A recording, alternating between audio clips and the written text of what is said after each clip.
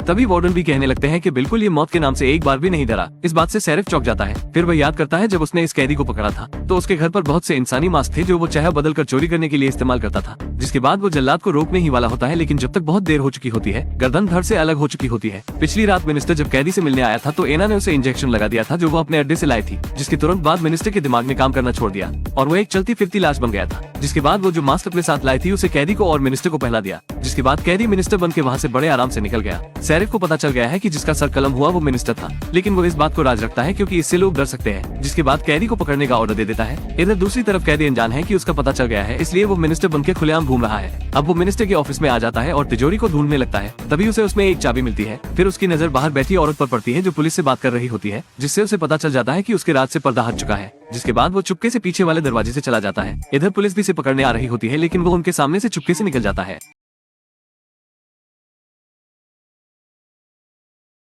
तक लड़की शौचालय नहीं गई तब तक उसे एहसास नहीं हुआ कि उसने किसी और के साथ शरीर की अदला बदली कर ली है। उसे अचानक महसूस हुआ कि कुछ गड़बड़ है। फिर उसने नीचे की ओर देखा। वो ये जानकर हैरान रह गई कि वो एक पुरुष बन गई है। वो मूल रूप से एक युवा और सुंदर कॉलेज लड़की थी। अपने अहंकारी और दबंग व्यक्तित्व के कारण वो दूसरों का मजाक उड़ाना पसंद करती थी। दूसरे जितने बदकिस्मत होते थे वो उतनी ही खुश होती थी। वो दूसरों की शक्ल सूरत का मजाक उड़ाना भी पसंद करती थी। कहती है कि उसकी सहपाठी बूढ़ी महिलाओं की तरह कपड़े पहनती है, दूसरों का बेतरतीब ढंग से मजाक उड़ाकर हंसती थी और वो लगातार शॉपिंग भी करती रहती थी। हर बार जब वो आइसक्रीम खरीदती है तो उसके लिए भुगतान नहीं करती थी। अपनी एक नजर से ही वो दुकानदार से मुफ्त कुछ भी चीज ले सकती थी। मुझे नहीं पता कि ऐसा क्यों हुआ उसके साथ जो वो ऐसी बन गई है। मदद ढूंढने के लिए उसे अपने पिता के कपड़े चुराकर बाहर जाना पड़ा। उसने अपने सबसे अच्छे दोस्त से मदद मांगने की कोशिश की, लेकिन उसके लिए बाहर निकलना मुश्किल था। इससे कोई फर्क नहीं पड़ता कि उसने कैसे समझाने की कोशिश की। उसने यह मानने से इनकार कर दिया कि वो वास्तव में कौन थी। उसने सोचा कि वो आदमी कोई ठगी व्यक्ति है, इसलिए वो उसे मारकर भगाने लगती है। अपने सबसे हताश क्षण में उसने वो रहस्य उजागर किया जो केवल वे दोनों ही जानते थे। उसने अपना अनोखा बात करने वाला कोड उसे बताया। तभी उसकी दोस्त को अंततः विश्वास हो गया कि वो एनी ही है। वो उसे ठीक करने में उसकी मदद चाहती थी, लेकिन उसकी दोस्त ने उस पर बुरी नजर